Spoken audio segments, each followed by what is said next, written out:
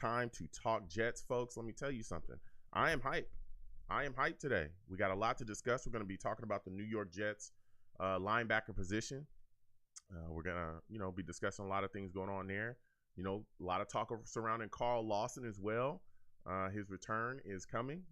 He's going to be around during training camp, so we're going to discuss that. So we have a lot to talk about. Again, 515-602-9639.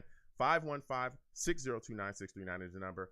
Call in. We're taking all callers. All right. You know what I'm saying? So go ahead and get into it. The lines are open. Give me 1 second, folks. I'm going to connect the audio and we'll get to it. Hold on.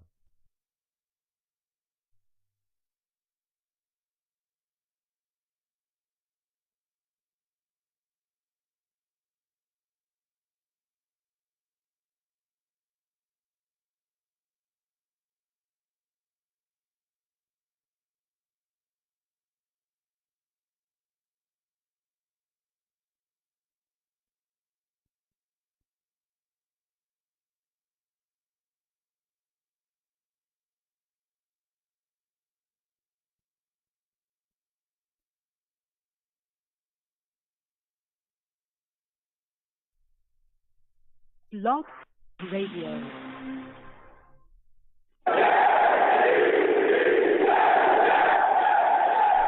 What's going on, folks? It's your boy Long Beach Joe, and I am back at it again.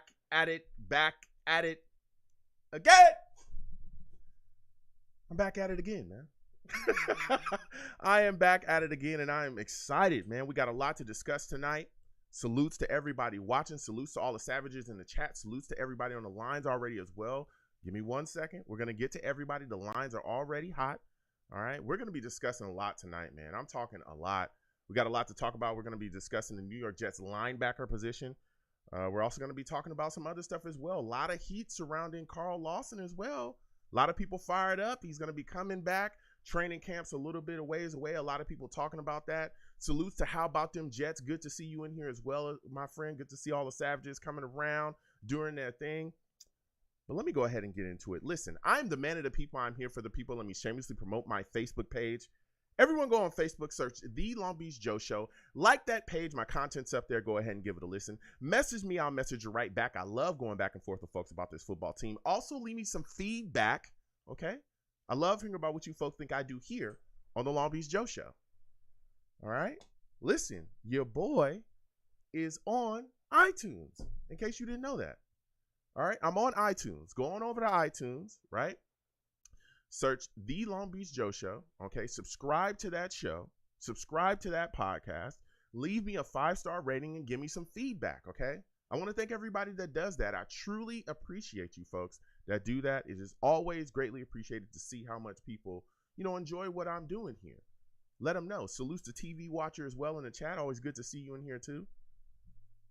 Your boy is also on Twitter as well. YoungJ000, okay? Go on over to Twitter. Put that in, right? Follow. I'll follow you right back. You can also go to the show's page as well at The Long Beach Joe, at The Long Beach Joe. Go on over there. All right. And again, I'll follow you right back. And let's go back and forth and talk about this football team. And for those of you that want to watch the show live, okay, listen, I know I have a great voice. People tell me that. All right. But I'm also handsome. I'm just saying. This is what I have been told. Okay. I have a face made for TV. Okay. All right. So if you want to watch the show live, if you want to catch all of my content as well, go on over to YouTube. All right. Type in Long Beach Joe Jets, Long Beach Joe Jets on YouTube, okay? Type that on in and come on and join us. Hit that subscribe button and then hit that notification bell so when I post content, y'all be in the know. You know what I'm saying? Salutes to Curvin Ledger as well. Good to see you in here as well, my friend. Salutes again to all the savages in the chat. You folks want to know why I call my chat the savages? Because they are savage, man. Straight savage.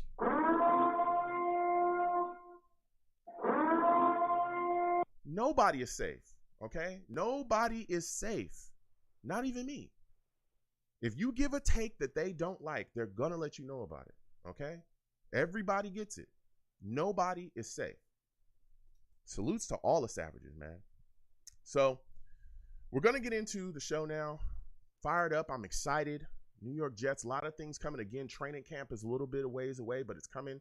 Down the Pike is going to be happening this month, so we're all excited about that. And when I started to look at the New York Jets roster, one of the things I started to look at this defense, and I said to myself, this linebacker situation, it's got me wondering a little bit. I'm not going to lie to you. All right. You look at our current linebackers right now. CJ Mosley, I think, is our best linebacker, right? Wouldn't you folks agree?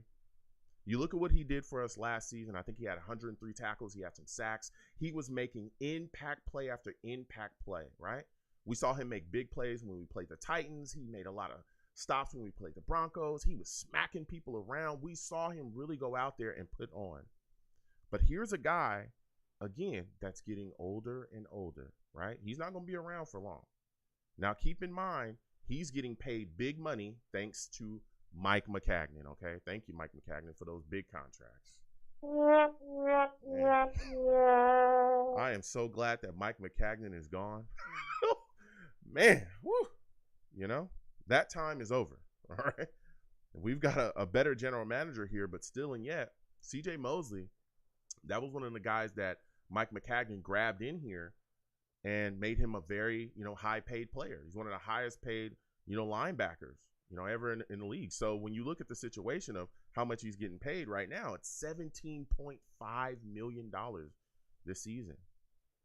If we keep him around, 18.5 in 2023 if we keep him around. So you start to wonder, what's going on here at this New York Jets linebacker position. Yes, CJ played extremely well for us, but man, that is a lot to be paying a linebacker. That's a lot to be paying an inside linebacker. So you start to look at, okay, well, what do we have around him? What is something else? Who is somebody else who can kind of step up? And one of the guys that I think looks really good in our linebacker position, Quincy Williams. This is the brother of Quinton Williams. Quincy Williams was a guy that Joe Douglas was able to get into the Jets roster late, really late free agency signing, a guy that not a lot of people were talking about, right? We get him on the roster, and he really popped for us last year. 110 tackles, 2 sacks, 3 forced fumbles. This guy played extremely well for us, played huge for us in a lot of spots. I think one of the biggest issues if we continued, if you watched last season, was Gerard Davis, a guy that is now gone. We moved on from Gerard Davis, salutes to him. He's gone off and he's joined another team. Gerard Davis was a guy that once he came back from his injury, we started to see a little bit less of Quincy Williams. But when Quincy was out there, particularly earlier in the season, we saw him make play after play after play. A lot of big plays.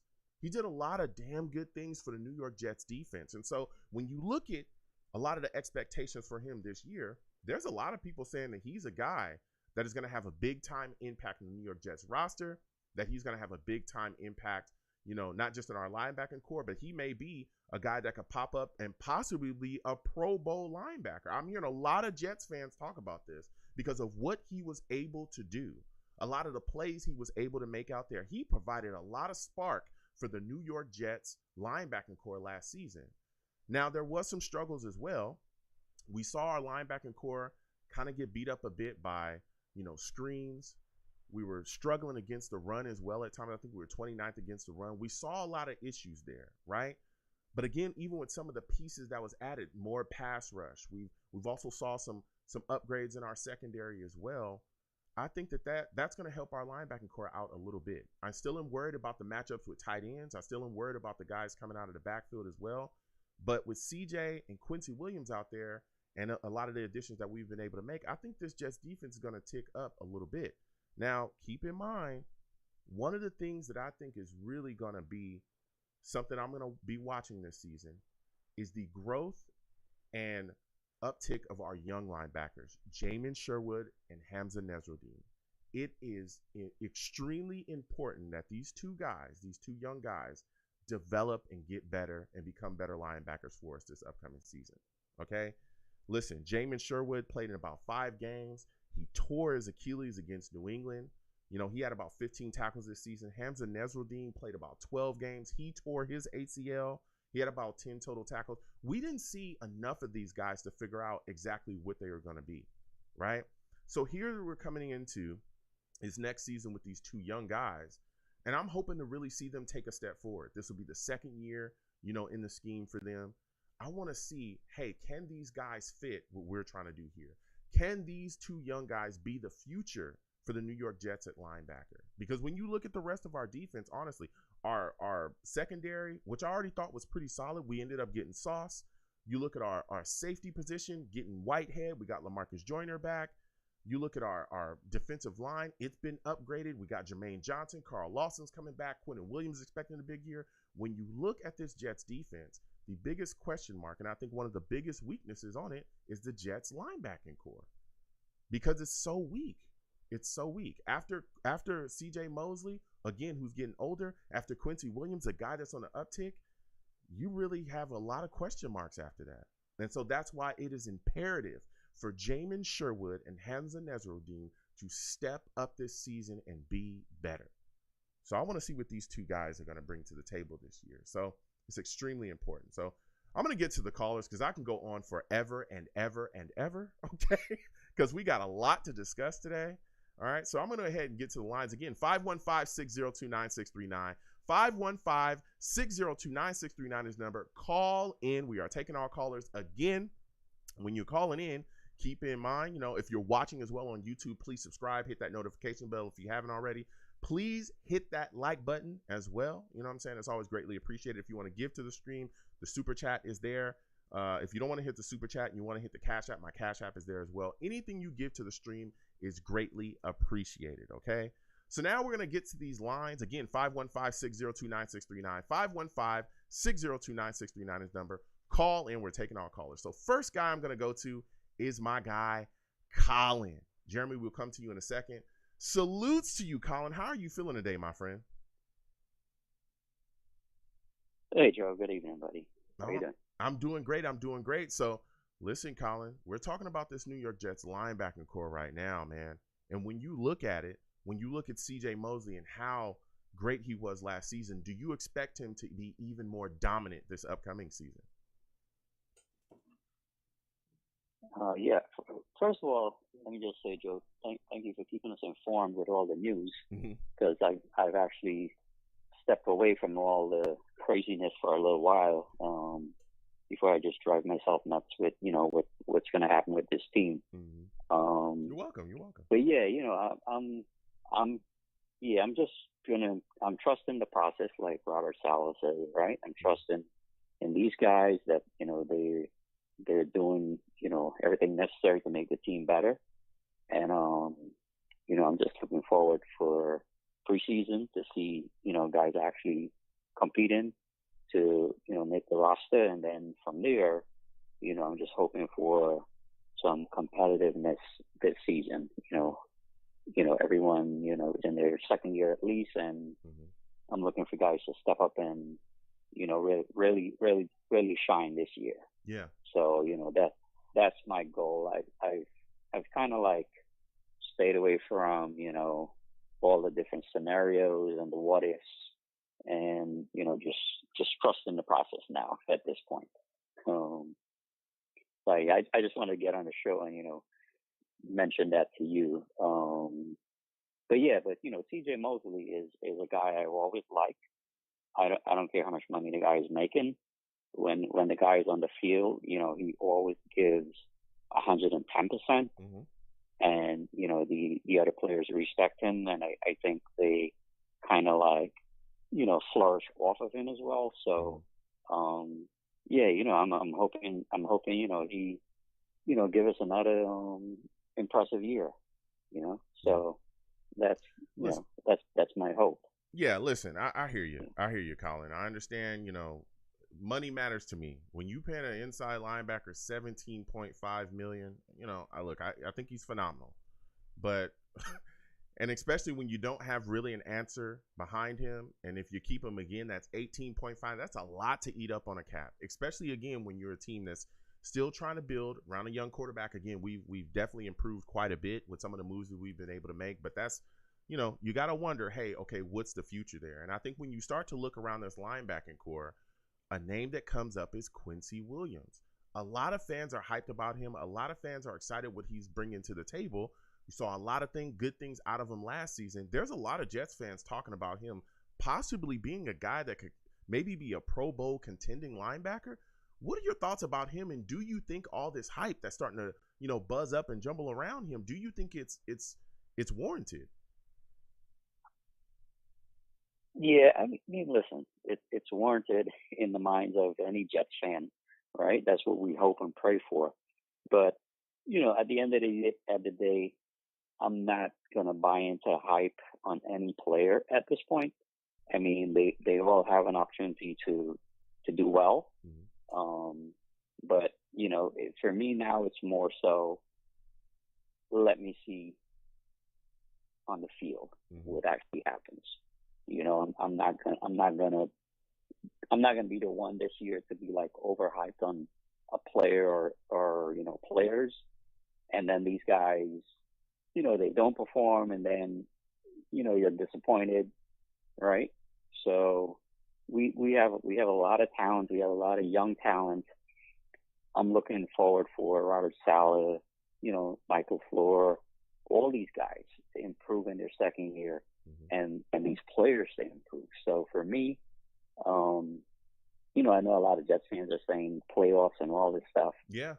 I just want to see these guys improve, and I want to see these guys do better than they do before, from coaching to the players, and be competitive. I don't care if we only win 5 games, but the games you lose, they have to be like maybe a field goal or some kind of last minute drive that you lost the game or something. But we're not going to go in New England and lose 50-9, right? If that's happening, then nothing's changed, right? So my goal is to see this team being more competitive, the coaching much better than last year, and if we get W's, we get W's. But I'm not setting expectation high on how many games we're going to win, or which players are going to be like a Pro Bowl or anything like that. Yeah, here's the thing though, Colin, and I hear what you're saying, and I understand that, but you have to, you're a Jets fan, I'm a Jets fan. You have to look at a lot of the things that Joe Douglas has done with this roster, a lot of the improvements that he's made. You have to say that expectations have been raised, though, right? I mean, look at what we did in free agency. We went out and got Lakeland Tomlinson. You got Corey Davis coming back. You got Elijah Moore, who looks like he's going to be excellent. We drafted Garrett Wilson. You got, Zach Wilson, who's a guy that really showed some flash in the second half of the season. We went out and got Bryce Hall. Like, we've done so much. We went out and got Uzama. We went out and got Conklin. We drafted Jeremy Rucker. There's been so many things that we've done, right? Jermaine Johnson. You have to think that expectations have been raised. So I'm guessing you would understand why there's so many fans. Even, you talked about playoffs. CJ Mosley himself, has been quoted as saying that he expects this team to get into the playoffs. He expects that because of everything that we've done on this roster, though, right, Colin? Oh yeah. Listen, it's a new team, in my opinion. It's a better team than it is last year. And this is what I'm saying. Coaching has to be better. And if coaching is better, if Zach Wilson is better, this team can go far. But everything looks good, when it's on paper. But when you got to put everything on the field, right? And that's when you're going to really see, hey, are these players playing up to the potential that they're supposed to? And that's what I want to see. I want to see these guys playing to the potential, to the expectations that we have of them. That's what I'm looking forward to. Garrett Wilson. We have all the weapons, right? We have everything you can think of. Yeah. So now it's just a matter of, coaching, learning the playbook, and executing. Right? That's what we have to see now. So I'm excited. But I'm not gonna say, hey, this team should make the playoffs or anything like that. Okay. Listen. But I expect that they will play much better this year than they played last year. I respect that, Colin. You're a very even keel fan. I'm telling you, there's a lot of Jets fans that are saying, with the moves that we've made, this team better make the playoffs. But one of the things that you talked about as well is you want to see what guys are going to do when they get back out there on the field, right? One of the guys that there's a lot of talk about surrounding right now is Makai Bechten. You know, when you look at this offense, a lot of people have a lot of questions around. There's a lot of negative comments, you know, coming about him. What are your thoughts about Makai at this point, and how are you feeling about him competing for that left tackle position? It's going to be my final question for you. Oh, I mean, listen, I love Makai, and I'm glad that the guy is healthy and, you know, he's going to be back in the lineup. Personally, you know, listen, if he gets shift to right or if he wins out left, that's great. You know, what I don't want to see is the guys that we consider our star guys getting hurt. You know, I'm hoping and praying that we don't have another year like we had last year. You know, so I want to see what this team look like with the star potential players. That's like, you know, the one thing I want to see. I want to see a healthy Makai Bechten, healthy Carl Lawson, and, you know, I want to see a no excuse team. You know, I want to see where, you know, people are not making an excuse. Well, you know, we don't have this guy, we don't have that guy. I want to see, you know, a no excuse team, and I want to see how these guys actually play. So, yeah, man, I'm excited for like everyone being healthy and, you know, just getting back on the field. And like I said, you know, let's take it one game at a time. Let's go out there and win one game at a time. And hey, if we make the playoffs, that's great. But let's go and be very competitive and don't bow down to any team, you know, because there's a lot of teams now that are really good, and there's a lot of quarterbacks in this AFC East that we have to deal with. Plus, just the AFC in general, right? There's just so many guys now that we have to compete with. So, you know, let's go out there and try to beat each team, you know, one day at a time. So here's my last question for you, Colin. You talked about Makai Bechten being moved over to right tackle. If he does lose the left tackle position and get moved to right tackle, would you consider him a bust? No. Why? No, because the guy's still young. The guy's still fairly young. I mean, you're right. You're right, but hold on. Let me play devil's advocate for a second, Colin. Now, I understand he's still young, but if you drafted this guy to be your franchise left tackle, and a guy like George Fant, right, who played very well for us last year, but again is kind of a journeyman, you know, swing tackle, kind of a journeyman swing offensive lineman.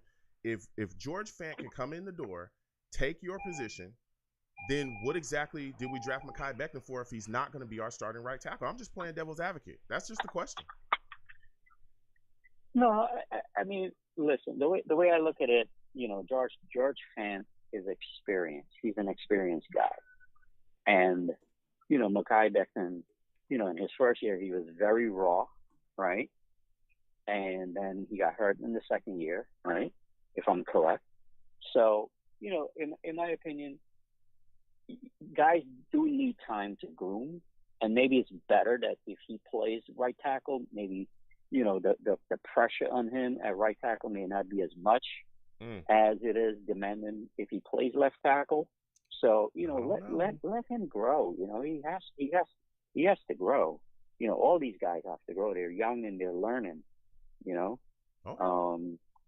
so, you know, him being moved to right tackle is not a sign of weakness or anything like that, or you know, bust or anything like that. Is that, you know, the guys need some time to develop and learn. You know, experience comes over time.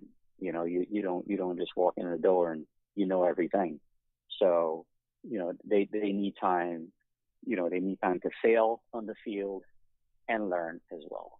Okay. It's when you're not learning from your mistakes, that's when you're a bust to me. Okay. But, you know, if you're going to learn from your mistakes and you don't make the same mistakes often, you know, that's improvement. So, yeah. Okay. He's not a bust. Listen, Colin, I hear you, and I not respect. Not at this moment.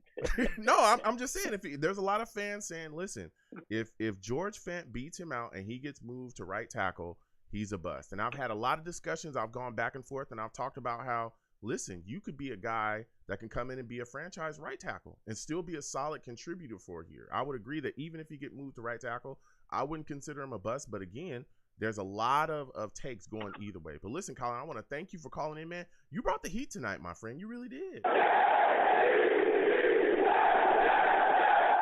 Listen, we're going to continue with these lines. Again, 515-602-9639. 515-602-9639 is the number. Call in. We are taking all callers. The lines are hot. Again, please subscribe if you have not subscribed. Hit that notification bell. All right. So when I post content, you folks will be in the know. Also give the stream a thumbs up as well. One of the things I wanted to talk about tonight as well, Max Mitchell, you know what I'm saying? Guy we drafted, just signed 4-year deal, $4.5 million contract. And it also has a $796,000 signing bonus. So we've gotten another one of our draft picks signed and in the building. You know what I'm saying? So salutes to Joe Douglas getting the job done, man.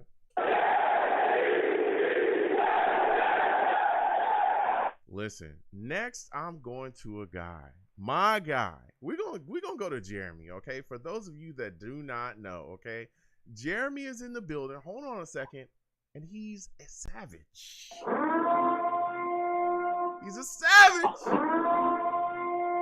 He is, man. Listen, for those of you that don't know, me and Jeremy go back and forth often about the New York Jets. Salutes to you, Jeremy. I want to thank you for calling in. How are you feeling tonight, my friend? It's good to be here, man. I feel good. That's great. That's great. Listen, Jeremy, we're talking about a lot tonight, man. A lot. Got a lot to talk about. We're talking about this New York Jets linebacker position, though. And when you look at this linebacker position, do you think that this is the weakest position group on this New York Jets defense? I do, but I'm skeptical about it because last year at this time, I thought the secondary was the weakest part of our team and was like thinking people were going to just air out on us and just throw the ball all over the field and we were going to have no chance of stopping it. Mm-hmm. It turned out that really stopping the run was the issue. And we got pretty good secondary play out of a rookie in Bryce Hall. And, by the way, I'm very excited about our secondary now that they, who I thought did a pretty good job, are now the number 3 and 4 guys. Yeah. So I'm concerned about linebacker. I'm not going to lie, obviously. I mean, I think we all expected to do something in the linebacker position, whether it's free agency or the draft. So there's a concern there, but there's also this possibility that they have information that we don't have, that maybe Jamie Sherwood, they seem to really believe in this kid, and maybe they're very confident that he's going to come out and surprise us. I like to point out that Quincy Williams, not only did he have some shining moments, but if you look at a lot of the mistakes he made and some of the things that, the negatives on him, a lot of that was because he wasn't in training camp. He didn't really have time to learn the scheme.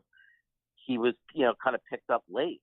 So he was learning as he went. So there's a strong possibility that Quincy Williams can come back and be the positive, the big play, big hitting guy with a lot less mistakes because he's more comfortable in the system.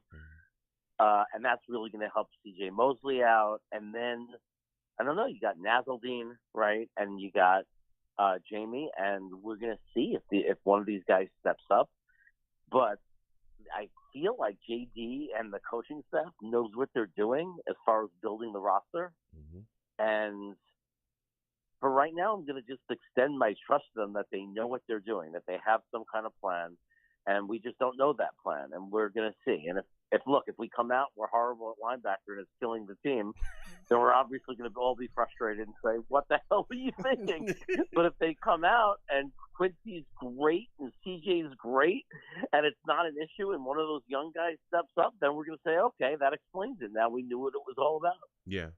Listen, and again, I want to thank you for calling in, Jeremy. Listen, I'm looking at this linebacker situation and I'm saying, okay, CJ Mosley, I'm excited about him. We all know that he did a lot of great things for us last season, but I'm looking at these cap numbers and I'm saying his time here is ticking, okay? Because you cannot keep a guy that is making this type of money and then not really have an answer necessarily behind him, right? You talked a little bit about Jamin Sherwood, Hamza Nezardine. These are two guys coming off some big injuries.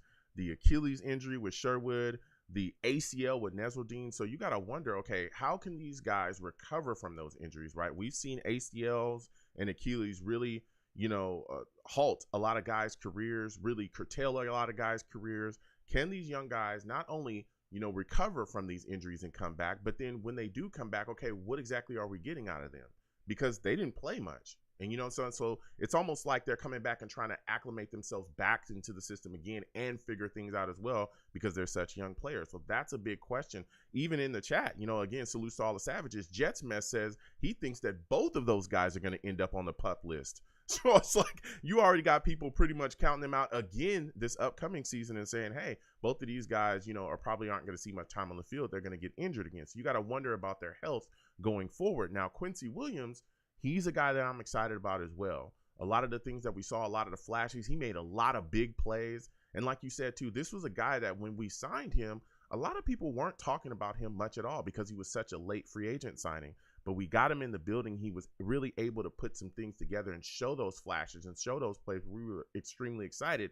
Now, another thing that's coming up as well for him is this is a big contract year for him as well. If he plays extremely well, man, that number is going to go up to bring this guy back into the building. And that's going to be my next question for you is there's a lot of people, there's a lot of Jets fans that are looking at him thinking that he can be a possible Pro Bowl contending linebacker this upcoming season. Do you believe that? I don't like to put labels like that on it. It's extreme, to put Pro Bowl on him. Mm-hmm. I mean, I'm not putting the expectation that he has to be like Micah Parsons or, one of these elite linebackers. And I don't think it's really what we're asking him to be. Especially because, we like to put the linebackers in a lot of coverage. So you don't always get your name called in that situation. As a matter of fact, it's a good thing not to have your name called because it means something bad's not happening. So I don't know if, it would be great if he made the Pro Bowl. That would be amazing. It would be an incredible and amazing surprise, but it's not something that I'm overly concerned about or thinking about that, I just want him to just be a good fit in the system and do what you're supposed to do in the system because we know when every player individually does what they have to do in this system, you can look at San Francisco. We know it works. Yeah, absolutely. And that's what I tell people all the time. And that's why I'm so excited about a lot of the additions that we made because I thought that last season we struggled because we didn't have the pieces to necessarily run this defense to its full capacity.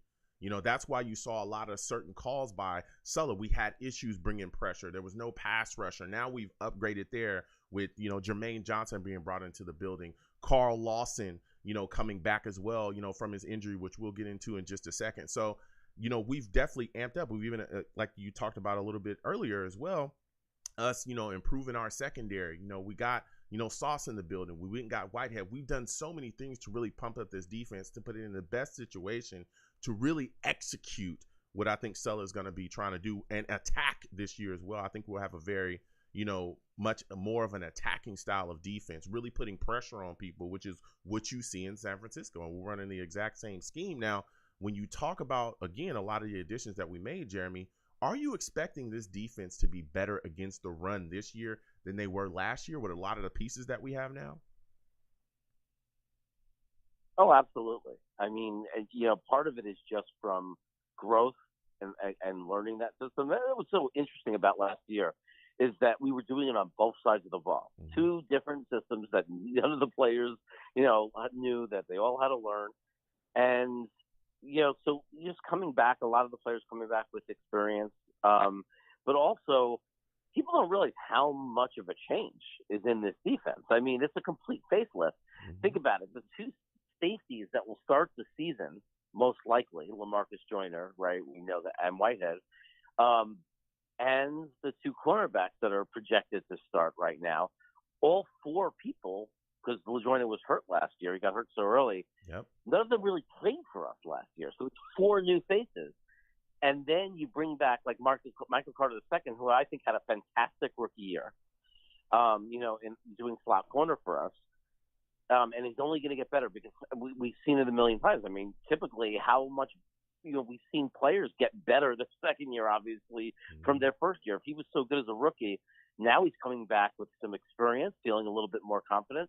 I think we're only seeing the beginning of this kid. So all of these guys have something to do with the run. I mean, Whitehead, I did a whole video on him of just highlighting him of making tackles behind the line of scrimmage. The guy is a missile. He reads plays really well. He's really smart. he actually reminds me, as far as the way he plays in the box. Remember, when he was still a Jet, Jamal Adams actually sat and did a video. He was highlighted explaining how he read plays and why he was able to react so fast and get into the backfield. Yep. Well, I kind of see Jordan Whitehead as that kind of box safety. That's what he does. He reacts really well. He reads what's going on. He has incredible explosive burst. He just moves from one part of the field to the other really fast. I think he's going to be a tremendous help. I think Sauce Gardner is going to be a tremendous help. And I think the defensive line, without a question, is going to be the biggest difference. And I think people don't understand it wasn't just the interior. Yep. Now that we get Carl Lawson back, now that we have JJ, and Jacob Martin, you can't forget about him. These are all guys who are very skilled in setting the edge, and that is something also that's very important in stopping the run. So I think it's a very different defense. We're coming in with a complete facelift. So while I can't guarantee we're going to be a great defense yet, I'm definitely going to not harp on last year and think that that's the indicator of who we're going to be this year.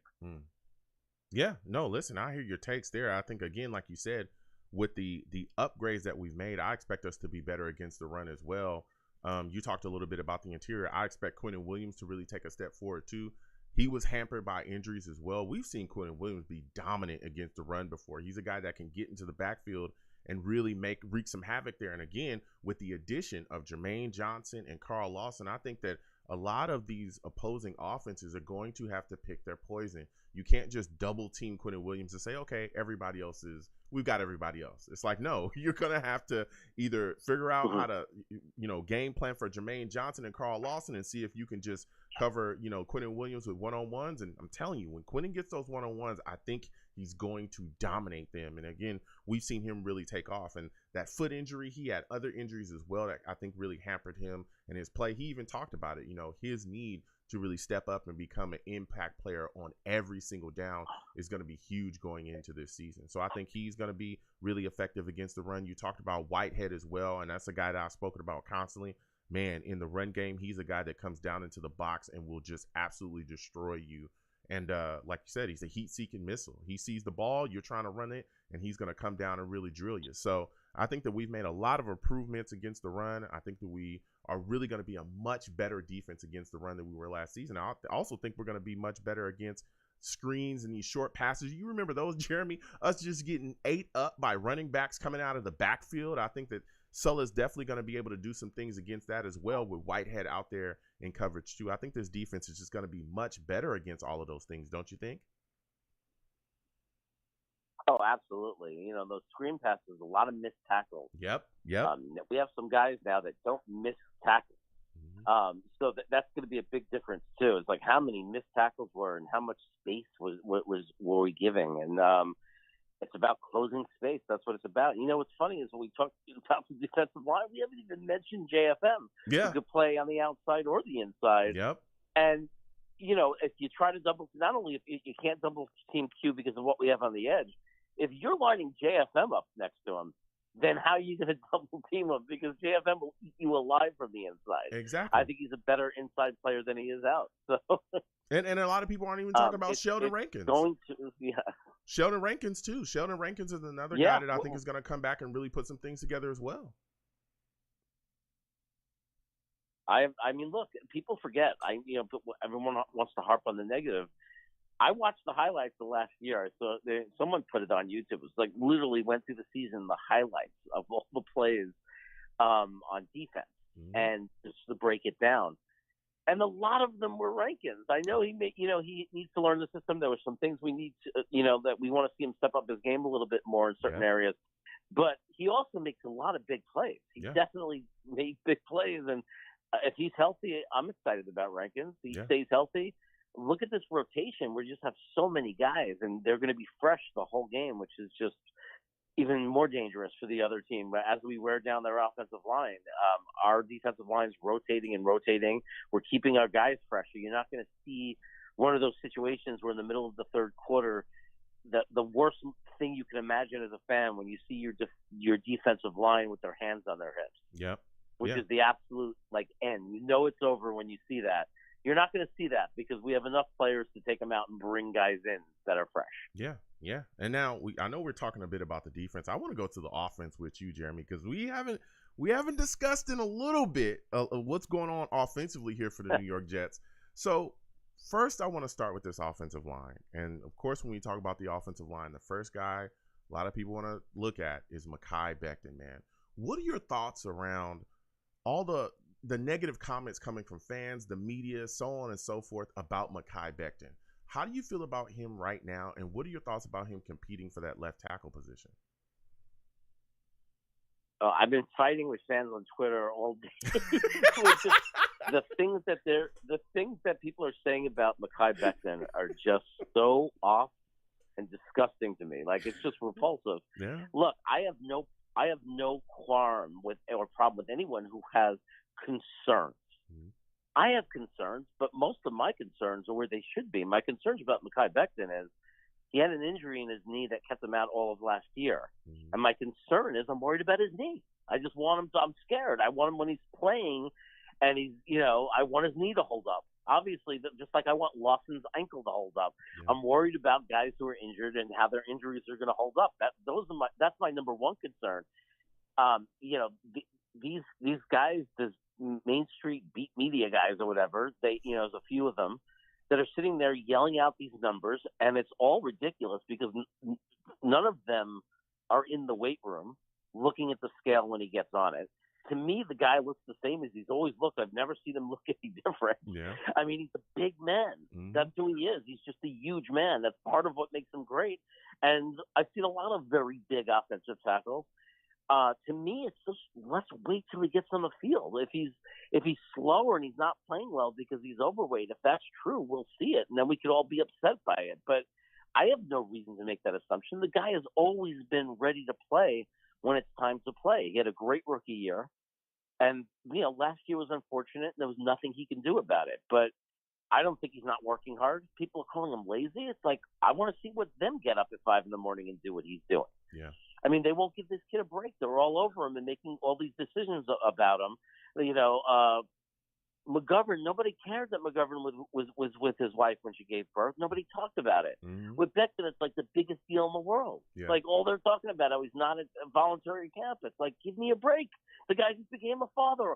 I wouldn't go to any voluntary work if I just became a father. Yeah. Or if I was an expecting father. I wouldn't leave my wife alone and go out of state if I didn't have to. So, people are like expecting them to be beyond human beings, like so committed to football. But I have an important job in my life, but I still put my family first. Yeah. Like they're human beings. Let them be human beings. So the whole thing just bothers me. I actually made a declaration to my wife. I said, I'm not going to fight with people over Makai Bechten anymore. I'm just going to wait. What we should all do is let's wait till he gets to camp. Let's see what happens, and let's see how he plays. Yeah. This was a guy that was going to be, one of our. I mean, when we left that 2020 season, we had 3 names to be excited about, maybe 4. Right? We had Quincy Williams. Yeah. We had Denzel Mims. Yeah. We had Makai Bechten, and we had Marcus May. Mm-hmm. Who else was there on this roster? Mm-hmm. Well, right? We had like nothing. Yeah, there was some hope for Sam Darnold, but it was Adam Gase. But go ahead. Yeah, there's a little bit of hope left for Sam Darnold. So, but the reality is, the guy got rolled on in his knee. Nothing has happened. It was game 1. Nothing has happened to change what we should feel about him as far as his rookie season. Yeah. And if he ends up being right tackle, I'm going to assume he's right tackle because they're going to do exactly what makes us the best possible team right now in the moment. Now hold on a second, Jeremy. In the moment. Hold on a second, because that's where I wanted to go with you next. Okay, look, I hear what you're saying about the weight and stuff like that. I'm not a guy that is bashing. I'm not a Makai, basher. Everyone knows I support Makai. I think he's phenomenal. Okay, and like you said as well, there's always been this thing with him with weight and the media constantly talking about his weight. I remember, I think it was last season, he showed up to camp. He showed up to the off-season stuff, and he looked leaner than he did the year that we drafted him, and they were still saying that he was fat. I remember it. I remember it like it was yesterday. Yeah. He was dropping videos on his Instagram and everywhere, and he looked so lean, it was ridiculous. And people were like, nope, he's out of shape. He's out of shape. Oh, he's fat. And then all these reports were coming. And I was like, I don't think you guys exactly know how he's supposed to look. Because this guy looks way leaner than he did the day that we drafted him. I'll never forget it. So the whole weight thing and that story behind that stuff, I've always kind of pushed to the side. And especially, again, with the knee injury, the stuff, I'm just like, come on, man. Let's move on from that. But there's a lot of Jets fans that are looking at him right now, Jeremy, and saying, listen, Sulla's come out and talked about how he's going to battle for that left tackle position with George Fant. Okay, that's fine. Competition at every position, that's what we preach. There's a lot of people in the fan base saying if he loses that left tackle position, they consider Makai Bechten a bust. Okay, I'm not saying that. I'm playing devil's advocate here. I'm just saying that's what I'm hearing from a lot of fans. I'm arguing with people on social media as well. Now, I'm going to pose this question to you. If Makai Bechten loses that left tackle position to George Fant, do you consider him a bust?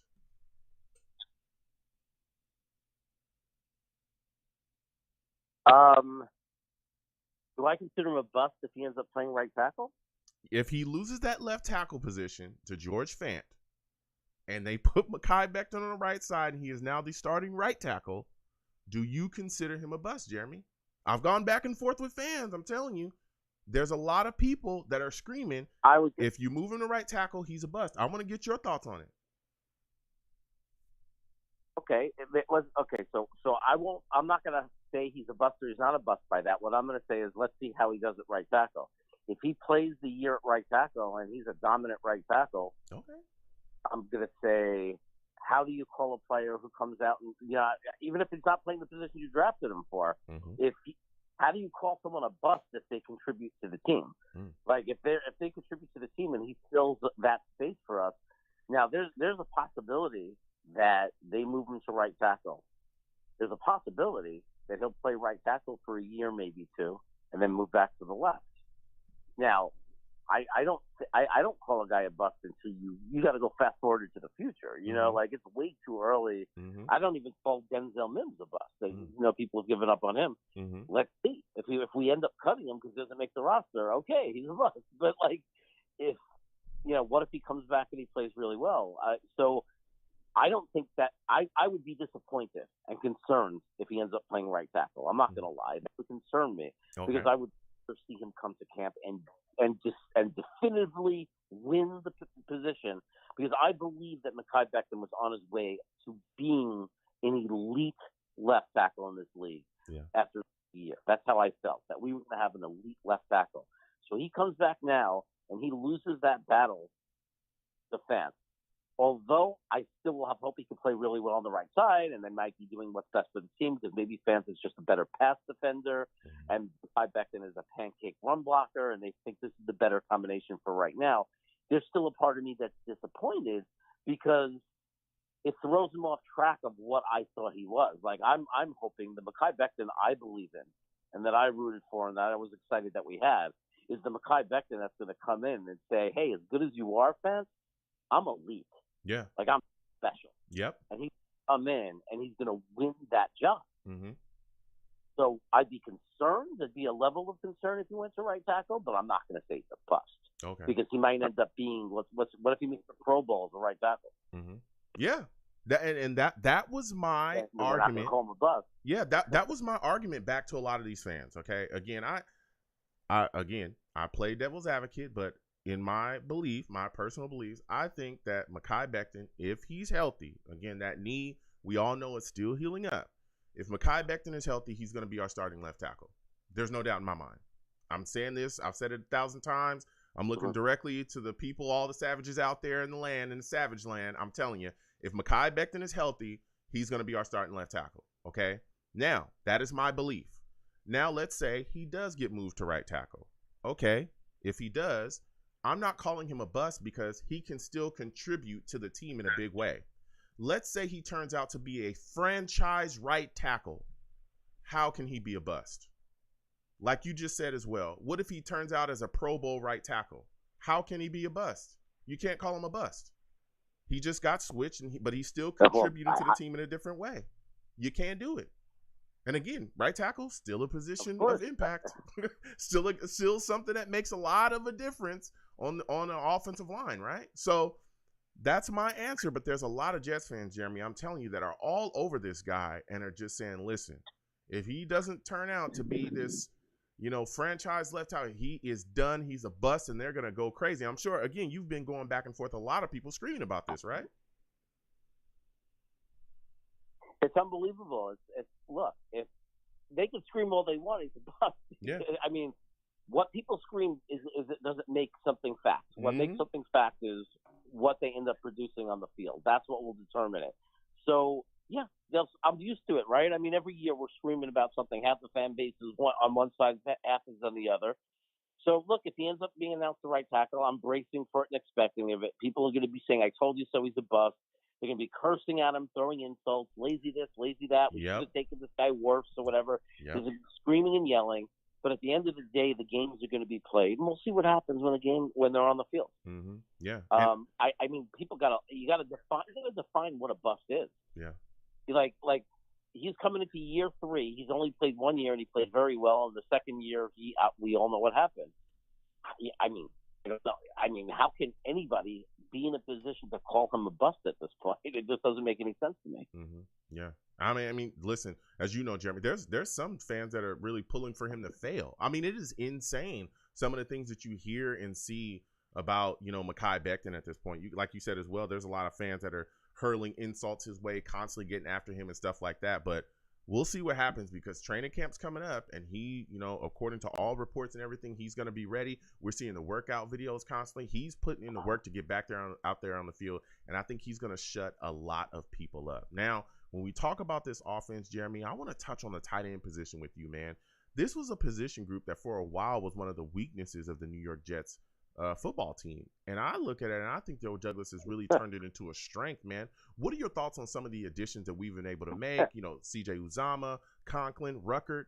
What are your thoughts about that, man? And how do you think that Mike LaFleur is going to be able to handle these tight end packages? Do you think he's going to eventually start putting 3 tight ends on the field at the same time? I don't think he'll do that. I mean, maybe once or something. Maybe you'll see Rucker lined up as a fullback on a player. Something like that. I don't know. But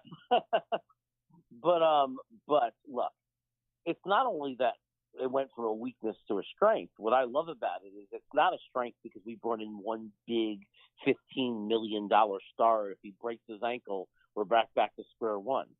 We did it by building depth in the position, right? We have 3 guys that are all exciting for different reasons, right? So you have CJ, who's just a fireball of energy, a leader, a veteran, a guy who's going to bring toughness onto the field. Nobody's going to be late hitting our quarterback and getting away with this guy on the field. You have a guy like Conklin, who I've watched tape of him lining up, sliding into the slot, unstoppable, doesn't drop passes, both all good, decent run blockers. Then you have this kid Rucker, who I think was arguably the best tight ends in the country coming out of college. And when I say that, I mean from the perspective of well-roundedness.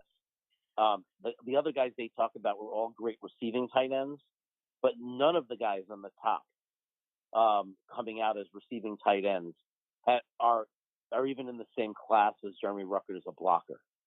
So we have completely flipped that position. But what I'm mostly excited about is not only do we have a tight end, we have 3 of them, and we're deep in that room. Yeah, we're extremely deep in that room. And let me tell you something. One of the things that I look at as well when I see these tight ends, we talk about, the receiving threats, right? Which is definitely going to greatly impact Zach Wilson, because he can get it to a big guy, solid set of hands, and dump it off when the pressure is going to come, right? CJ is going to be able to definitely, move the chains.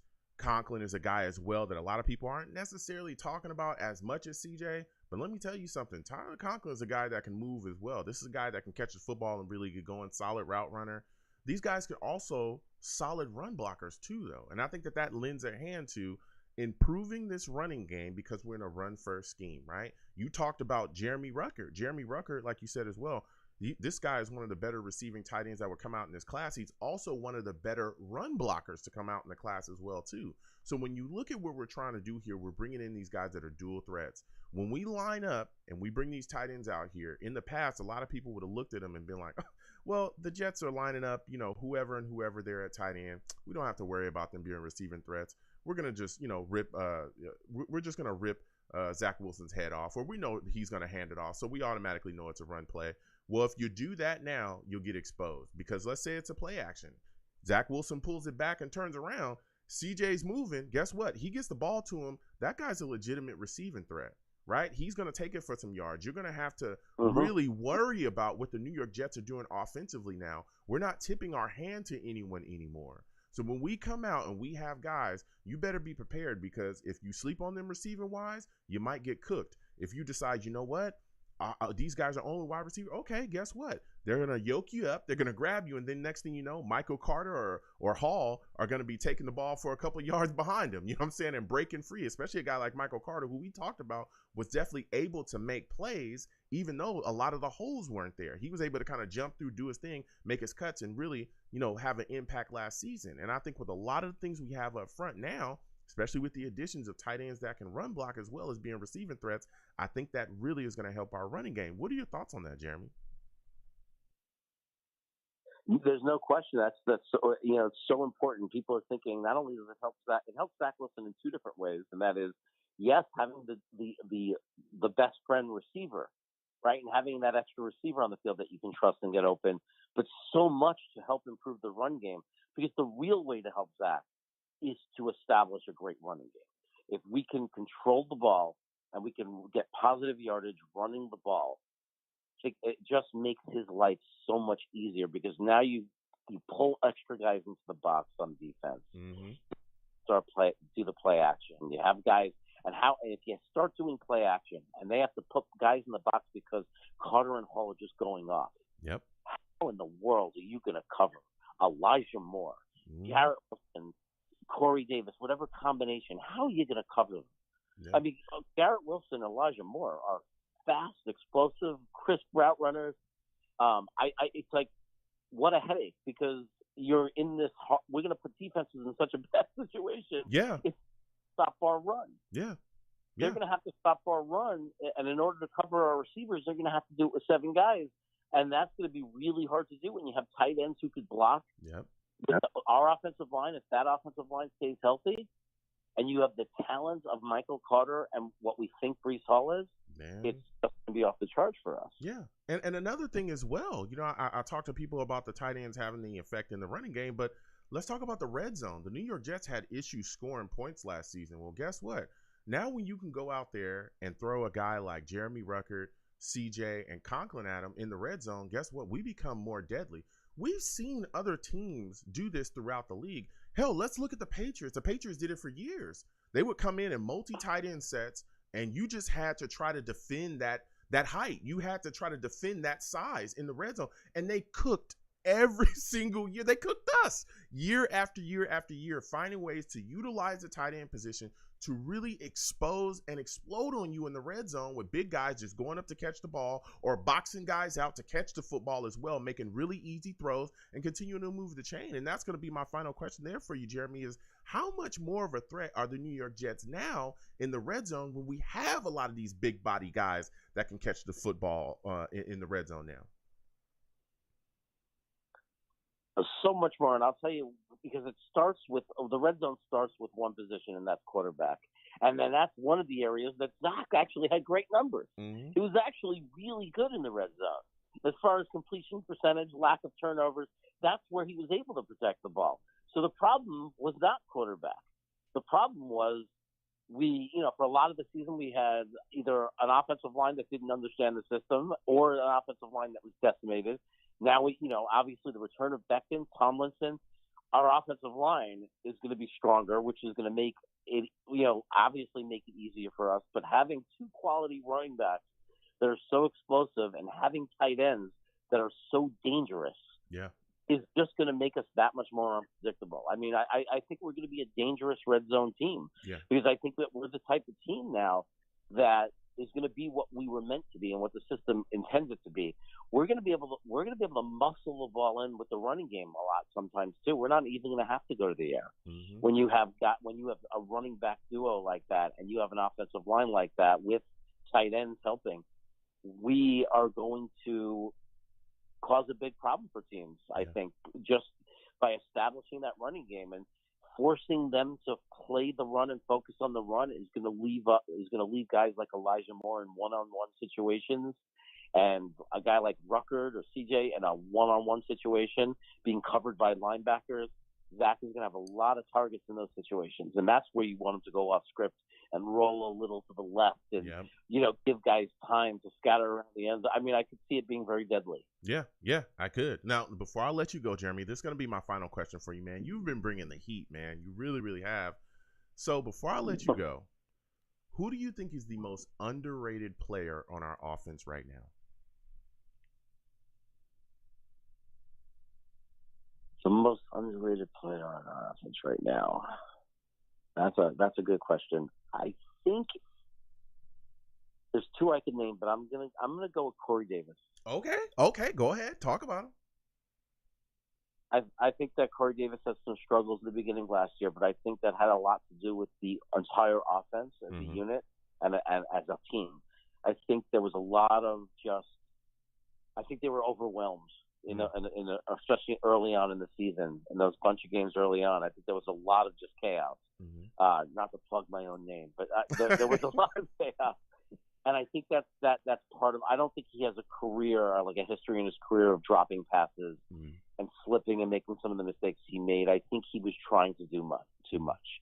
I think he came in there, things were falling apart for the team, and everybody was off their game because with things going wrong, you lose that chemistry where you're all trusting each other and you all feel safe and comfortable with each other, and you're all individually trying to change things. And I think that he had some drops because of that, because he was not in the right frame of mind. And keep in mind, he still had a bunch of touchdowns, was still on pace to get close to 1,000 yards receiving if he doesn't get injured. So even in a year where people were upset with him and disappointed with some of his drops and people were criticizing him, he was still going to be on pace to be possibly the first receiver we had in a long time that broke 1,000 yards. So I think that he's being overlooked because not that I'm not super excited about Elijah. I love Elijah Moore. And I think he's going to have a breakout year. I think that we get so excited about Elijah Moore and so excited about, obviously, Garrett Wilson, whose ceiling is unknown. We get so excited about these guys, we forget about the known guy. And just because his ceiling might not be as high as those other two, and he's a little bit more defined of like who he's going to be in this league, doesn't mean we should underestimate him. He's still a very solid player who's going to, really contribute and help us win games. Yeah. You listen, Jeremy. That's a good take there. Listen, Jeremy, you brought some heat, man. Studio audience, give this man a hand. Give him a hand. Come on, guys. Come on. All right. We'll give it to him. We'll give him a hand. Whoa. Okay? I do not pay you guys for extra claps, okay? All right, we just a little clap here and there, and then you move on, all right?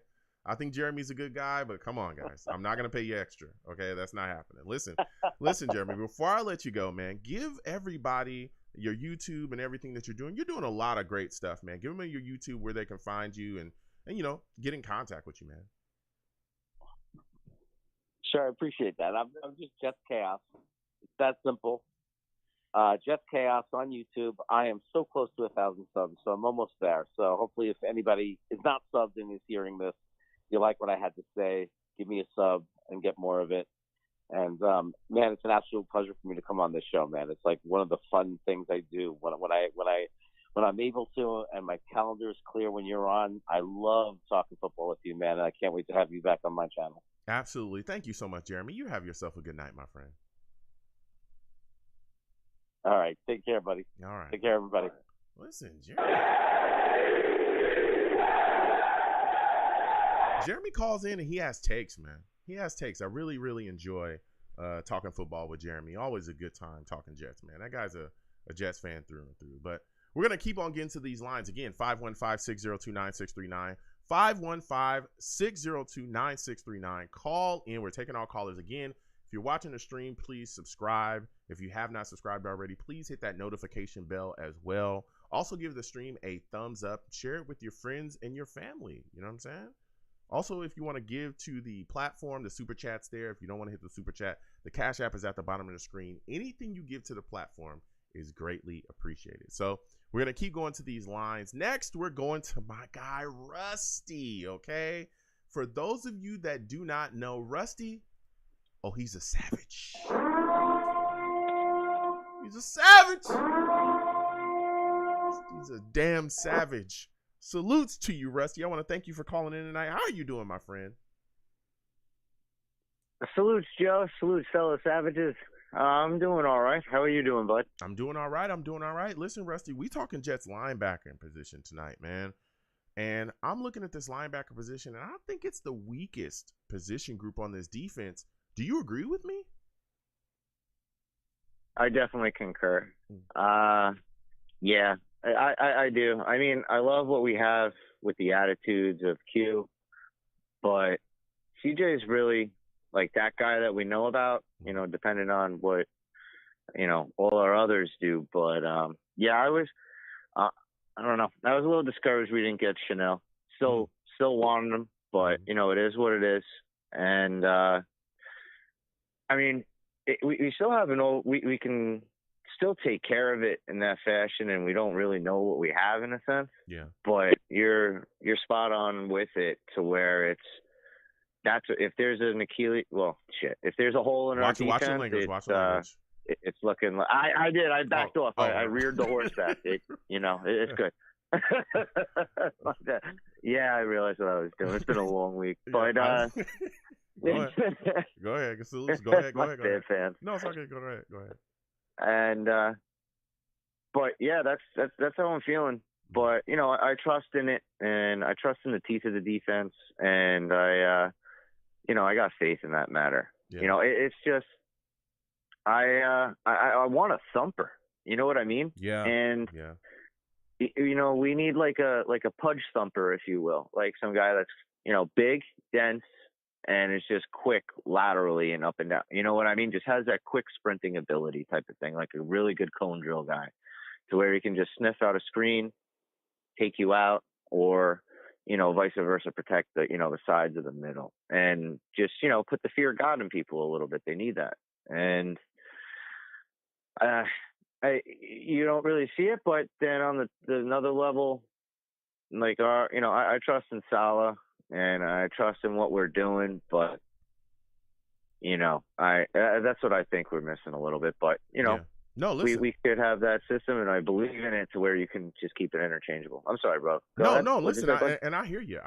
You know, I'm looking at the Jets linebacker position as well, and I'm saying I like CJ Mosley. We all know that he, you know, definitely came up big for us last season, but he's just getting older and older, you know, and we know that Father Time is undefeated, right? I think he'll still be able to come out this year. That's very true. And be productive for us. Quincy Williams looks like a guy that, man, a lot of people are excited about him. There's a lot of Jets fans that think he could be, you know, a guy that can compete to be a Pro Bowler.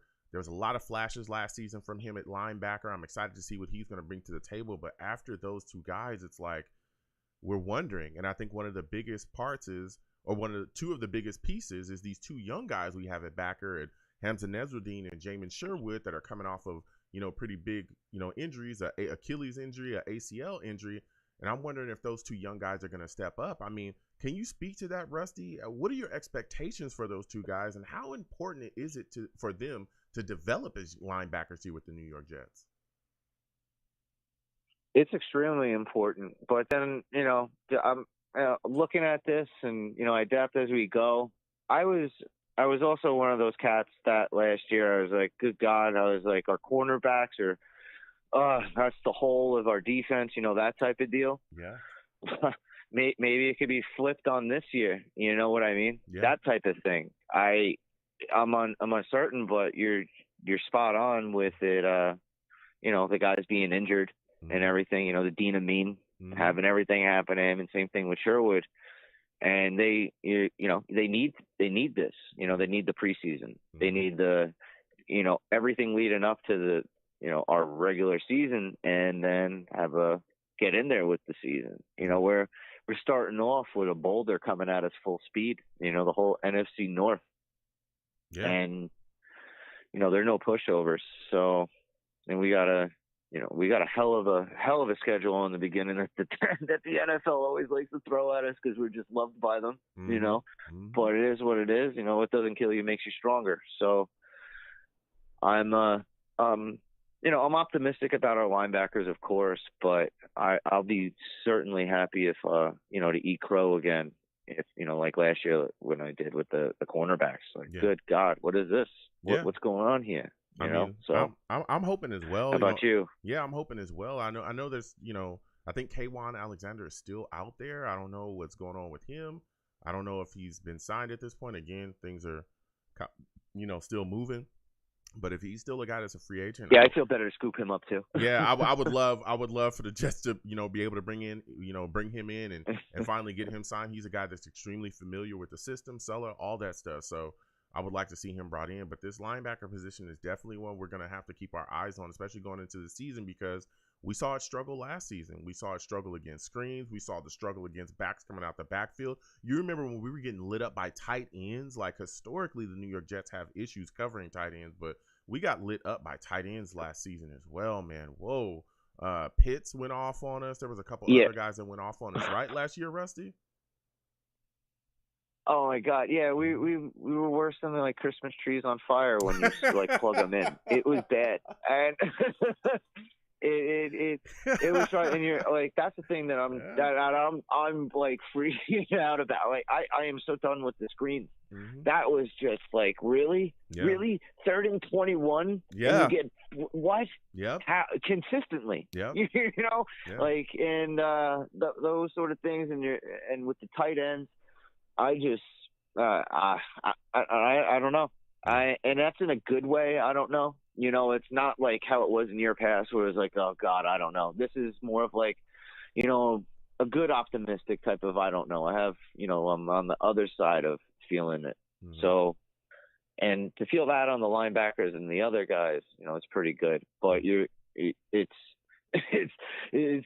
oh God, those screens, I'm getting flashbacks. It's like, nah, it's getting me. Rusty, we were getting cooked last year with screens. I was never in Vietnam, by the way. Oh, I'm in my 40s. So. it was bad. It was bad last season. But, I'm hoping that, again, with a lot of the other pieces that we added as well, that those things will be shored up. Now, going over to the offensive side, there's a lot of guys that people are starting to talk about, man, about, coming back and having better seasons than they did last year. And a lot of people are excited about our wide receiver core. A lot of people excited about, what we've done, along our offensive line, running back, stuff like that. At this point, Rusty, when you look at this New York Jets offense, who do you think is the most underrated player that we have right now offensively, in your mind? Well, my boy. I mean, I'd probably have to go with Mimsy. But honestly, because everyone's hating him. Okay. Talk and it is what it is. But yeah, I see it. I really do. And he's putting pedal to the metal this year. Mm-hmm. He's stacked on his weight, and I don't. I'll just be that guy. I like him better than Corey. Corey drove me crazy with the drops in those. Wow. I understand you dropped. Okay. I I understand completely. But when it was like those certain clutch types of passes, that's what drove me insane. Mm-hmm. I mean, I'm a Jets hooligan savage anyway, but that was, those things that gets me. Yeah. And he's a body catcher. Yeah. Like he has his awesome points. Don't get me wrong, but I'm a hands dude. I'm a Moss, Chris Carter guy type of thing. Those are my types of receivers. Mm-hmm. And I don't. Yeah, that's the types of things that drive me crazy. So you think Mims is the most underrated guy? You think that Mims is the most underrated guy? What'd you say? You think that Mims is the most underrated guy that we have here offensively? Like, look, Rusty, I get it, but Mims has got to get on the field, dude. He's got to get on the field.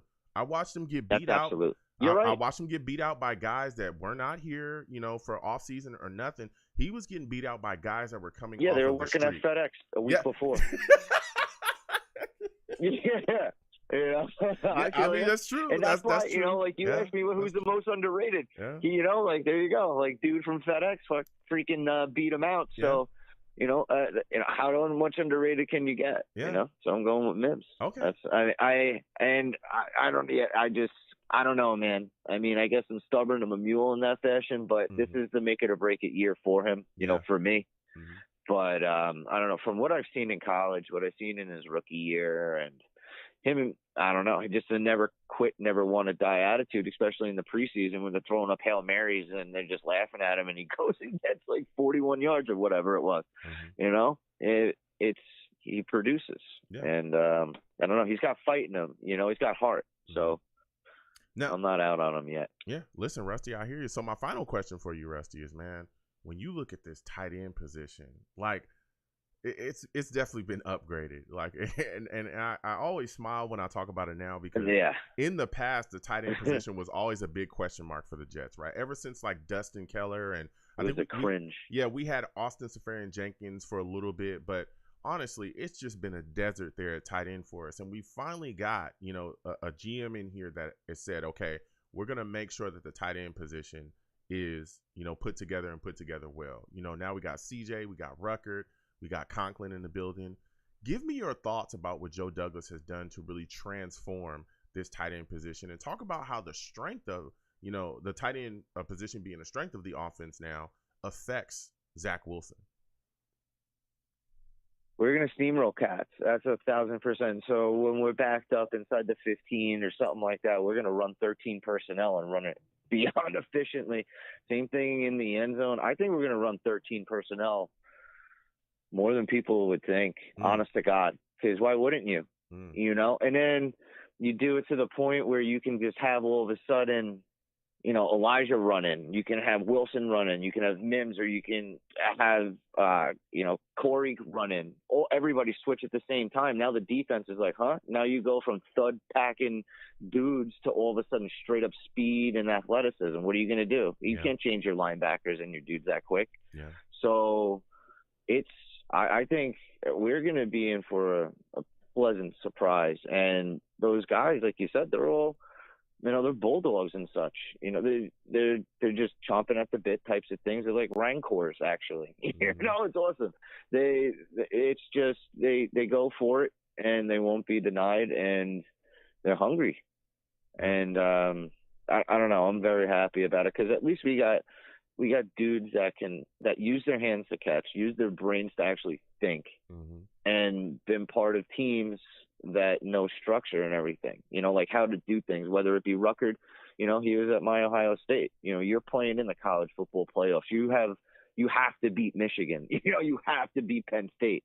Those are playoff situations in themselves that are on unbelievable stresses, you know? So in that regard, like he sort of baptized in that fashion. So all of these guys have been similar. Same with CJ. He's been in the Super Bowl, you know, lost that. He's pissed. And, you know, now we got him, and he's going to be like, all right, this is how we're doing things. You know, you have those types of guys, those types of coals in the fire. Yeah. And Conklin is a maniac. He looks like he won't be denied, and he shows it on the field too. And he's been restricted in Minnesota. So it's I don't know. It looks like a pressure vacuum that's going to explode in a great way for us. And it's going to, I can see us doing beyond. I can see us doing very, very well this season. Yeah, and being very happy. Yeah, I am. I'm telling you, added weapons, and again, you get those big guys moving. I keep talking about it in the red zone. I have seen the New England Patriots put 2-3 tight ends out there on the field and just maul people. We've seen it. We saw them do it with just those two tight ends. Look, I mean, geez Louise, look at what they've done. You know, just recently with just Mac Jones. They gave him Jonnu Smith and Hunter Henry. They immediately snatched those guys up immediately, and they gave him 2 big targets to utilize. There's reasons. I'm telling you, the tight end position can be utilized extremely effectively. And let me tell you, we got 3 guys that we're definitely going to be able to throw at people this upcoming year, Rusty, that is going to cause havoc. And not just in the receiving game, but also we're going to be causing some havoc in the running game, too, because these guys can run block as well, Rusty. Am I right? These guys can definitely grab you and definitely put you away. Absolutely. And I can't wait till we do the screens on people because it's oh my God, I love it. You're gonna have Carter and Hall. Yep. You know, and then who else knows? It's determined dudes, and it's now Carter has help. He's a slender back in a way, but he's a pounder. He can't take that abuse. He showed it. He gets nicked up. It is what it is. And he doesn't care. He just goes for it. God bless him. But, sometimes he is his own worst enemy in a sense. But now you got Hall too. Yeah. Oh man. It's just as the days go by, I'm just liking it more and more. Yeah. And I just, it's very, very promising. And I'm excited because I've had enough, and all of us should have had enough because we've been it's time. It's enough. We have to gangrene the league and just start dropping bombs out of it, and I'm looking very happy at it. And no prisoners. Yeah. I don't care. Go ahead, cry. There's no sympathy. I'll give you a bucket for your tears, and I'm going to drink it. So, you're welcome. That's what I'm talking about, Rusty. Listen, man. Listen, Rusty, I want to thank you for calling in tonight. You have yourself a good night, my friend. You too, bud, and shout out to you and the fellow Savages. Let's go, Jets. Gangrene for life. All right, salutes. Listen, Rusty calling in with some fire. That's what I'm talking about, man. I'm telling you, a lot of people are not talking about the New York Jets tight end position. And I'm talking about it, okay? Because I'm telling you, Mike LaFleur is going to have his hands full. He's got 3 weapons that he can utilize, these big body guys that he's going to be able to throw at you. And this is not even talking about our wide receivers yet. Again, we got Garrett Wilson, Corey Davis, Elijah Moore. A lot of people not talking about Braxton Berrios as well. Some of the things that he can do for us offensively. I'm telling you, putting things together. In the running game, my guy Michael Carter, I know a lot of people are starting to talk about him a little bit less since we got Hall on the roster. I think he's going to be a phenomenal back for us, but Michael Carter's a guy that really put some things together for us last year. He's one of the guys that I think a lot of people aren't talking about enough. Is my guy Michael Carter. Okay? He's coming out the backfield catching the football. We saw him be a great playmaker last year. Yeah, he, got nicked up a little bit, but that was a guy that really, really propelled us offensively for stretches throughout the season. Really did his thing. So now I'm going to go ahead and close up the show. It's been phenomenal, man. I had a lot of great talks tonight. Again, I want to thank everybody for calling in. Listen, I am the man of the people. I'm here for the people. Let me shamelessly promote my Facebook page. Everyone go on Facebook, search The Long Beach Joe Show. Like that page. My content's up there. Go ahead and give it a listen. Message me. I'll message you right back. I love going back and forth with folks about this football team. Also, leave me some feedback. I love going back and forth with you folks about what I do here on the show. All right. Again, I am on Twitter as well at YoungJ000. YoungJ000. Go ahead. Follow me. I'll follow you right back. You want to troll me? No issues. I am the troll that lives under the bridge, and I will have my Vera Tucker jersey on at all times. I will have that Elijah Vera Tucker jersey on at all times. Be clear. All right? I'm just saying. You draft linemen from USC, and they step in and take care of business. All right? We took this guy. You already see what he's doing. You already see. Dominating people. I know a lot of people, are talking about Denzel Mims. He's phenomenal, but my guy Jeff Smith, you slip, you sleep, and he might take that 5th wide receiver spot. He might grab it. We've seen him doing work as well. You know what I'm saying? I'm just saying. You get the guys from SC in the building. You know what happens. You know what I mean? You do work. Fight on. So go ahead and, again, follow me. I'll follow you right back. Again, the show's page is at The Long Beach Joe, at The Long Beach Joe as well for the show. Go ahead and follow that page as well.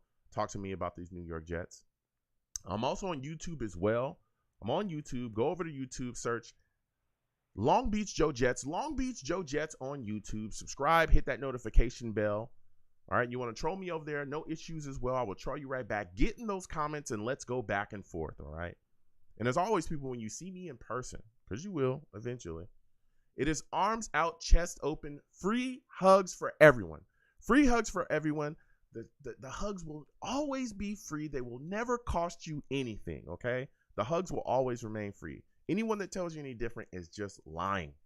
Just lying, okay? The hugs will always remain free. So I want to thank you folks for listening. Without you folks, I'm absolutely nothing. Thank you for taking the times out of your day to listen and call into the show. You folks are the greatest. You have a good one. Peace. 1 second, folks.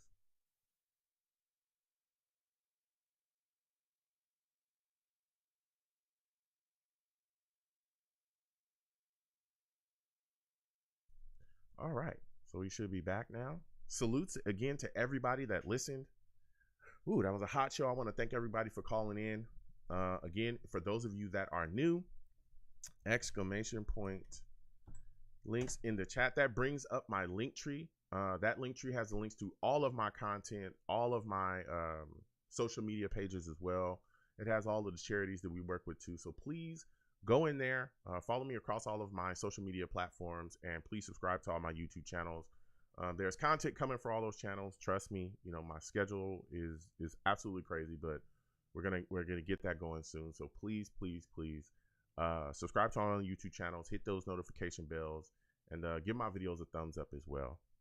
For those of you that are new as well, we do these radio shows year round. We talk about the Jets year round. During the year, we do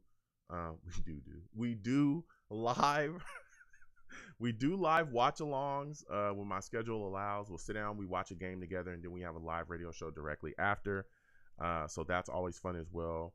We this number right here is the number to the radio show. It will not change unless I tell you that it has changed, which for the foreseeable future it will not change.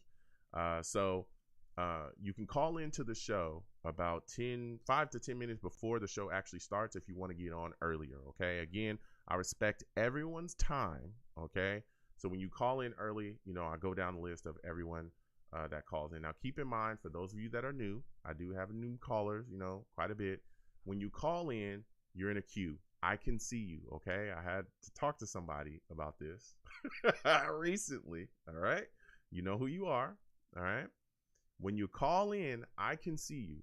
Okay, I'm not blind. Okay, I can see that you're on the line. I will get to you. I have to respect everybody's time. Okay, now again, when you call in, I can't give you, you know, 40 minutes to go back and forth and talk about the Jets. All right, you call in, I'll give you more than enough time to state your points, talk about what you need to talk about, and then I have to move on and go to the next caller. But continue to keep in mind that I can see you. Just call in, wait your time online. I will say, hey, you know, you're coming on, or I'll say your area code, right? Please know your area code. I've had these discussions, okay? And I'll bring you on and we can talk about the Jets. The only thing I do not allow on my show is cursing. Do not curse when you come onto my show. I'll get you out of here fast. You keep cursing, I gotta go, all right? It's a family show. I have people, you know, that are watching. I want them to remain respectful. So you cannot, you know, bring on and curse on the show. I know it's tough. There's times when this football team can take you there, but you know, keep it under wraps. You know what I'm saying? Keep it under wraps. So that's that there. And again, we do these live watch-alongs. We have fun. We also do game on this channel as well, which may get started kind of soon once my schedule kind of clears up. So if I pop up and I'm playing, you know, Street Fighter or NBA 2K or Madden or something like that, don't be surprised. You know what I mean? Because your boy does game a little bit or quite a bit when I can. We have a lot of fun. So we just sit down. Those are just chill streams where we just sit down and we, you know, talk about whatever. We talk about life. We talk about it all. So we have a lot of fun. We play games. You'll hear me scream. Because let me tell you, Street Fighter will take you there. Okay, for those of you that don't know, Street Fighter takes me there. It definitely upsets me. All right, so even though I love the game, it definitely upsets me. So we have a lot of fun and we stream. We play a lot of games, like I said, NBA 2K, Street Fighter, Madden, Outlast, Resident Evil, all kinds of stuff we play, and we have a lot of fun here. So if you see that, you know, be prepared and come on in and join and say what's up. You know what I'm saying? We have a lot of fun doing that too. So I got to get out of here because my schedule is crazy. Listen, salutes to everybody that watched. Dark, salutes to you. Good to see you in here. Dark says, I was going to call in. Good show. Take care, Joe. Hopefully, yeah. Hey, I'll be live Tuesday. Tuesday is going to be my next show at 7 p.m. Eastern. Okay. Tuesday at 7 p.m. Eastern is going to be my next show. So hopefully We'll hear from you, Dark. Salutes. I'm going to thank you for calling in. Curvin, salutes to you. Good to see you in here as well, man. Salutes to Jeremy Jets. Salutes to you as well, man. Blitz BK, good to see you in here as well. My guy Venom G, salutes to you. Venom G says, what's up, Joe and fellow savages? Salutes to you, my friend. Good to see you in here. Good to see you in here as well, Dave. Jets Mets, good to see you. GVH, good to see you as well, man. Budgeting D, good to see you in here as well. You know what I'm saying? So good to see you in here as well. TV Watcher, good to see you. How about them Jets? Good to see you. Salutes to everybody, man, that came on by and joined. And, you know what I'm saying? Said what's up to your boy. Aaron, salutes to you. Aaron says, Ravens fan here. What are your predictions week 1? Listen, we bleed green here, Aaron. All right. But we remain respectful. We got to see, as things continue to kind of pan out. I'm going to wait from predictions to go into, training camp and then preseason and after that, because again, this roster could look, much different than it does now. Your roster could look much different than it does now. There could be injuries, there can be all kinds of things. But I will tell you this, Aaron, if you haven't subscribed, please subscribe. Please hit that notification bell as well. I'm excited about the New York Jets. We all are. There's a lot to be excited about. We've made a lot of improvements to this roster. We've brought a lot of guys in, and we're excited about a lot of guys returning as well. This is Zach Wilson's year 2, and we all think that he's definitely going to take the next step forward. And if he does show that this upcoming season, we're going to be a force, and we're going to surprise a lot of people in the NFL. So, definitely ask me that question again, Aaron, when we get a bit closer to the season, and I'll definitely be giving my predictions out. But salutes to you, my friend. Hope you again, please subscribe if you haven't and hit that notification bell. Definitely like to see you around. And again, call in, one day, and we'll talk about, the Jets from the outside looking in with you. You know what I'm saying? So I'm going to get on out of here, folks. Schedule is crazy, and I got to go. Listen, people, stay safe, okay? There is a lot of crazy stuff going on in this world, okay? A lot of crazy stuff. I don't know what's happening, all right? But it's getting crazier and crazier out here. Stay safe out here. Sit down with your friends and your family, okay? Eat some good food. Watch some good TV. Make some moments, that'll last. Let the people that you love know that you love them, okay? I'm going to say it again. Let the people that you love know that you love them. That's extremely important. It's extremely important in life, all right? Let the people that you love know that you love them, all right? So be safe. I'm going to get on out of here. I'll see you folks Tuesday at 7 p.m. Eastern. As of now, is going to be my next show. Again, please follow me across all my social media platforms. The link tree is there. So I'll see you folks then. Listen.